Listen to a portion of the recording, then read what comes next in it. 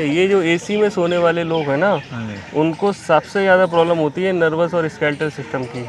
नसों की प्रॉब्लम और हड्डियों से जुड़ी प्रॉब्लम उनको सबसे ज़्यादा होंगी। एक को ग्रीस खत्म हो गई है तो धीरे धीरे बनेगी। बिल्कुल बनेगी सर। ये तेल इतनी अच्छी चीज़ है कि जैसे ये जो पत्थर है ना, हाँ जी, इसमें ये छोटा सा छेद है जी हाँ, इसमें आप डाल दो, वो छेद करके नीचे चला जाएगा। हाँ जी। 4 साल पहले लेफ्ट वाले घुटने में बहुत दर्द हो गया और बहुत सूजन हो गई, तो बिल्कुल चलना बेड से उतरना मुश्किल हो गया।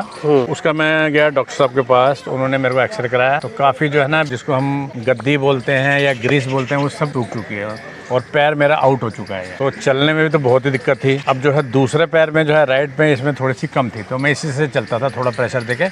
फिर मेरे को मालूम पड़ा है योगा पे आने से, अगर इसमें ज़्यादा प्रेशर दोगे तो ये जो दूसरे पे दोगे तो ये भी खराब हो जाएगा।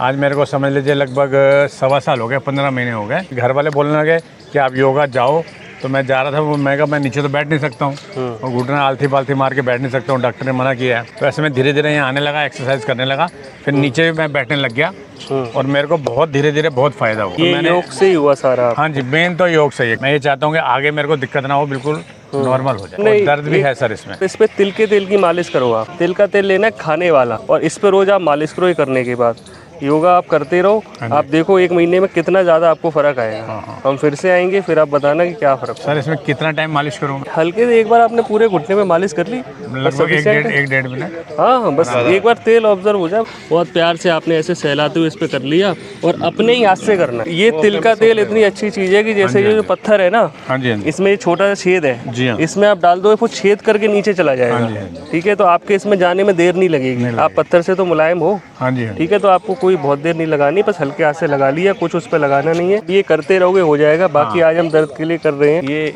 घुटने के दर्द के लिए इनका लगा दिया हमने। आपके सर स्पाइन में कोई चोट वगैरह लगी हुई है क्या? नहीं सर, चोट कभी नहीं लगी है सर। कोई गिर गए थे कभी या नहीं, कुछ हुआ? नहीं सर, एक ही बैठे रहने का या खड़े एक पोस्चर में बहुत देर तक रहते हो क्या आप? ऐसा भी कुछ खास नहीं है सर। थोड़ा बहुत कुछ परसेंटेज 5-7-10% मतलब एक तरह से खिंचाव रहता है। नहीं, क्योंकि ये जो स्पाइन है ना, आप देखोगे कि कितनी बदली हुई है। ये हुआ है लगातार एक पोस्चर में, कभी बैठे हैं। अच्छा। 1 घंटे तक बैठे रहे। नहीं, 3-4 साल पहले मेरे को बहुत दिक्कत हुई थी सर इसकी। क्या हुआ था? बिल्कुल जाम हो गई सर, बिल्कुल मतलब घुटने नीचे मुड़ भी नहीं सकता। फिर इमीडिएट इलाज के लिए फिजियोथेरेपी वगैरह कराई। कैसे हुई थी वो पता है आपको? वो एक्सरसाइज की कमी होती है, हम हिलते नहीं, आराम से अपना बैठे रहे सोफे पे। देखो, हमने इनका कान देख के पूछा कि कोई दिक्कत हुई है क्या, कभी कोई चोट लगी है, कुछ हुआ है, तो वो सब नहीं था। लेकिन सर ने अभी फिर बताया कि 4 साल पहले स्पाइन फ्यूज हुई। वो क्यों हुई? क्योंकि कुछ ना कुछ हम करते रहते हैं गलतियाँ, हम लाइफ में रहते हैं सर, कंफर्टेबल। और दूसरा क्या है कि जरूरी नहीं है सबको ही हो, ठीक है, सिम्टम किसी में भी कैसे भी आ सकते हैं। एसी में सोते हो सर क्या आप? हाँ जी, हाँ जी, रात को तो सोते ही हैं। ठीक है, ये जो एसी में सोने वाले लोग हैं ना, उनको सबसे ज़्यादा प्रॉब्लम होती है नर्वस और स्केलेटल सिस्टम की। नसों की प्रॉब्लम और हड्डियों से जुड़ी प्रॉब्लम उनको सबसे ज़्यादा होंगी।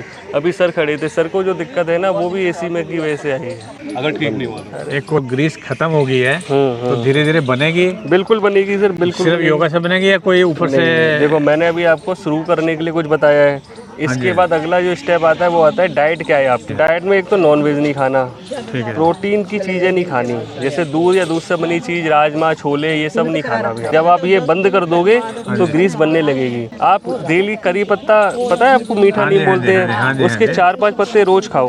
वो क्या करेगा? वो यूरिक एसिड को बढ़ना रोक देगा, जिसकी वजह से ग्रीस कम होती है।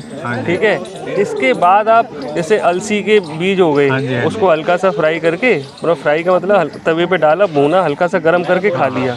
रोज आप रोस्ट करके 1 चम्मच खाओ। पूरी तरीके से काला नहीं कर लेना है, ये सब सुबह खाओ। लाल करते हैं थोड़ा थोड़ा, बस हल्का सा कर दे। वो भी इसलिए करते हैं, उसमें एक ऐसा ऑयल होता है, वो बाहर निकल जाता है गर्म करते ही। ठीक है, बस वो निकल जाए उतनी देर के लिए। अब आपने करना क्या है कि उसको रोज सुबह खा के आओ। आप सुबह खाओगे तो जल्दी पचेगा।